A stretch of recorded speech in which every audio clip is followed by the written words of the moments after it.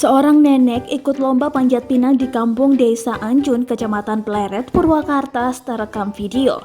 Seorang nenek itu ikut lomba panjat pinang ini sudah berusia 60 tahun dan berhasil mencapai puncak tempat digantungnya berbagai hadiah. Video rekaman tersebut pun viral di sejumlah media sosial. Nenek tersebut bernama Rosi atau biasa dipanggil Emak Oci. Emak Oci tampak sangat energik menaiki pohon pinang pada perayaan Hari Ulang Tahun Kemerdekaan Republik Indonesia Rabu 19 Agustus 2020 di RT 7 RW 2 Kampung Anjun Pleret. Emak Oci yang sehari-hari berjualan sayuran keliling ini mengaku memang setiap kali perayaan kemerdekaan Republik Indonesia selalu mengikuti berbagai perlombaan termasuk panjat pinang. Emak Oci tinggal di RT 8 RW 2 Desa Anjun. Dirinya mengaku tak hanya selalu diminta untuk naik ke pucuk panjat pinang, melainkan dalam perlombaan tersebut dia tak jarang menjadi posisi yang ada di bawah.